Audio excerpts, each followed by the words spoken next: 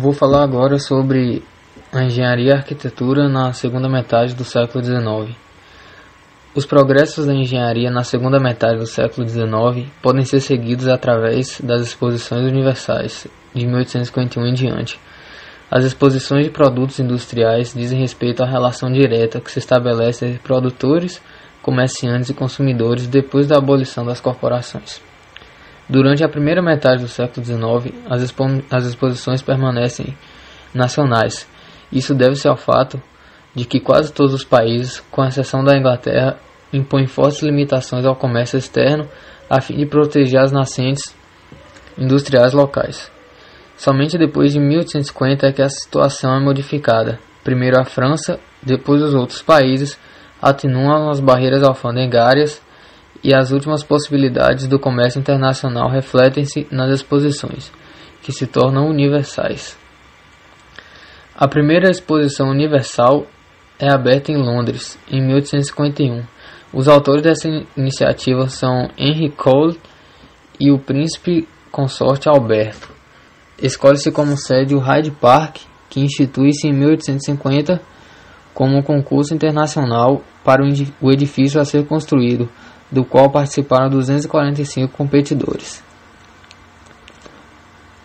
O Palácio de Cristal em Londres é uma ordem de arquitetura inteiramente nova, que produz os efeitos maravilhosos e admiráveis, com meios de inatingível habilidade técnica, veio à luz para fornecer um edifício.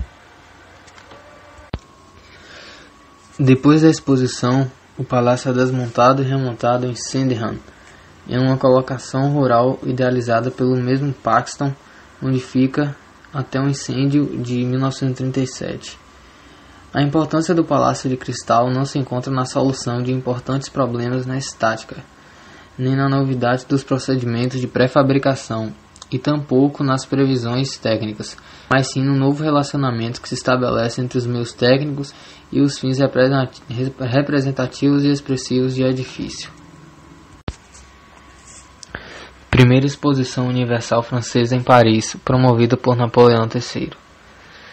Cendrier e Alex Barrault preparam em 52 o projeto para uma construção em ferro e vidro, mas a indústria francesa não está apta, como a inglesa, a responder às solicitações. O edifício, que toma o nome de Palais de l'Industrie, é construído nos Champs-Élysées e é utilizado em todas as exposições sucessivas até a de 1900, quando é demolido para deixar lugar ao Grande Palais. Durante a Guerra da Crimeia, deve servir para reforçar o prestígio do Império e para mostrar os progressos na indústria francesa, pronta a competir com pé de igualdade com a estrangeira. Muitas realizações no campo das construções chamam a atenção dos visitantes: as máquinas de construir, guindaste e escavadoras, que tornam possível o trabalho de Haussmann, as vigas de fundação batidas com o ar comprimido, lâminas onduladas para a cobertura, as coberturas de zinco, as telhas feitas em estampos, as lajes de pedras serradas mecanicamente, os pavimentos em madeira, as instalações de ventilação já adotadas em alguns teatros e hospitais. Segunda Exposição Universal de Paris, 1867. É organizada no Campo de Marte, em um edifício provisório de forma oval, composto por 7 galerias concêntricas, a mais externa e maior para as máquinas, as demais destinadas às matérias-primas, ao vestuário, à mobília, às artes liberais, às belas artes, à história do trabalho. No centro encontra-se um jardim descoberto, contendo um pavilhão para as moedas, os pesos e as medidas. Cada nação recebe um setor, compreendendo uma parte das 7 galerias. Percorrer o circuito desse palácio circular como um equador é literalmente dar a volta ao mundo. Todos os povos estão presentes, os inimigos vivem em paz uns ao lado dos outros. Galerie des Machines, uma construção provisória muito criticada pelos parisienses acostumados aos projetos monumentais. São observações semelhantes àquelas feitas em relação ao Palácio de Cristal, ora usada com louvor, ora como censura. Não é bela nem elegante, nem mesmo grandiosa. Essa enorme massa de ferro e tijolos, cujo conjunto o olhar não consegue abranger. É pesada, baixa, vulgar. Os objetos expostos neste edifício testemunham os rápidos progressos alcançados depois de 12 anos, em todos os setores. Na edificação, a novidade mais aparente é o elevador hidráulico, apresentado por Ledoux. Também estão expostas caixas de concreto armado de Jean Monnier. Os objetos de ferro são numerosíssimos e atestam o progresso da indústria siderúrgica. Exposição Universal de 1873 em Viena. Foi inaugurado 6 anos depois em Viena o edifício construído no Prater. É obra do arquiteto inglês Scott Russell e é denominado por uma gigantesca rotunda com 102 metros de diâmetro. Outra exposição é aberta em Filadélfia em 1876. Trocadero. Projetado por David Dodd e Bordeaux, a ideia de uma construção permanente associada necessariamente com a de uma estrutura em alvenaria, e emprega-se o ferro somente para a cobertura, sendo as demais partes recobertas de uma abarcante decoração eclética. O edifício foi demolido recentemente, a fim de deixar espaço para o Palais de Chaillot. Depois de 1878, as exposições universais multiplicam-se em todas as partes. Em Sydney, em 1879, em Melbourne, em 1880, em Amsterdã, em 1883, em Antuérpia e New Orleans, em 1885, em Barcelona, Copenhague e Bruxelas, em 1888. A Torre Eiffel. Eiffel confia o projeto em 1884 a 2 engenheiros empregados em sua empresa, Noger e Coetlen, e lembra que eles haviam sido levados à ideia de construir uma torre em ferro pelos estudos feitos em comum sobre altos pilares metálicos de pontes. A parte arquitetônica deve ser arquiteto Silvestre. O perfil da torre é calculado de maneira que registra a ação do vento. Houve um grupo de artistas e literatos que protestaram publicamente contra a construção da torre em ferro. Eles diziam que, porque a Torre Eiffel que não desejaria para si mesmo a comercial América, é a desonra de Paris, não tenham dúvida. É necessário, ao fim de perceber aquilo que está entreveando, imaginar por um instante uma torre vertiginosa e ridícula que domine Paris, como uma enorme e escura chaminé de fábrica. Todos os nossos monumentos humilhados, mas toda a nossa arquitetura diminuída, até desaparecer neste sonho chocante.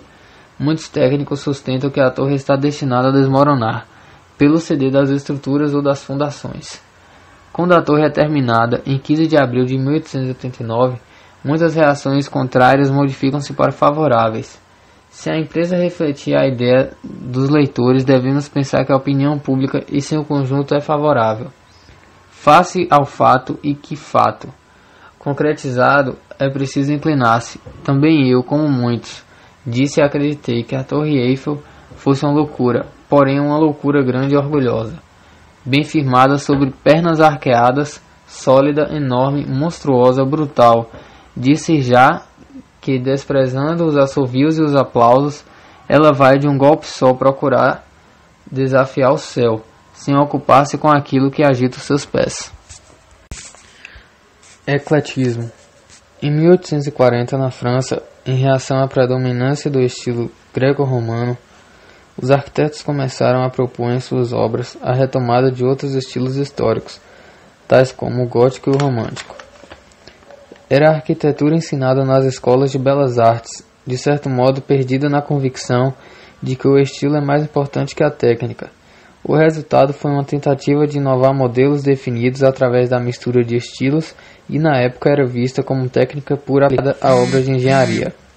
Quando se fala de ecletismo, é fundamental dizer que tornou-se um estilo típico das grandes fortunas burguesas, e o século XIX marca finalmente o triunfo da burguesia sobre a nobreza.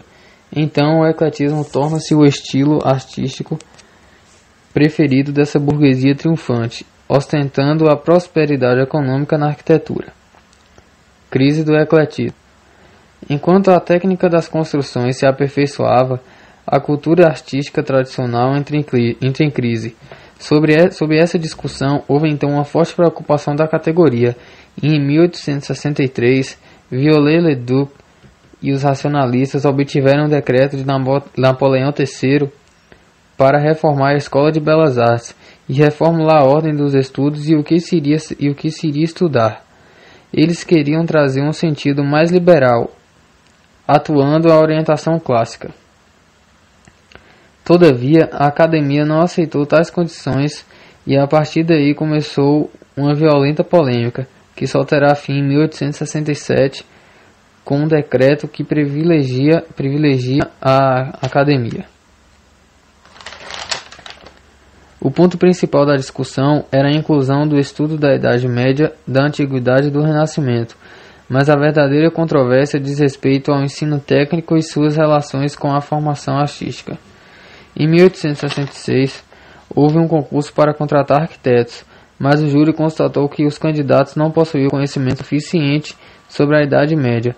Então o Conselho Superior encarrega Charles Garnier de fazer um relatório sobre o ensino da arquitetura.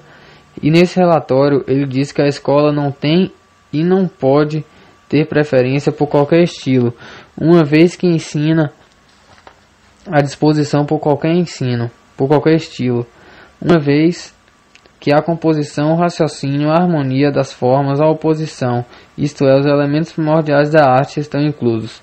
Logo depois surge Julien Guadet e lança um curso teórico e diz que esse curso não será tendencioso e que o começo seria os estudos classicistas, mas apenas aquilo que de fato era clássico, que mereceu se tornar clássico por resistir ao tempo, e também o que é reconhecido universalmente. Ele disse também que o resultado do programa seria peculiar, que cabia aos estudantes incluir a poesia e a juventude, e os artistas da vanguarda lançam mão dos mesmos princípios de Guadet. A liberdade individual e a fantasia foi criada uma nova linguagem independente dos modelos históricos.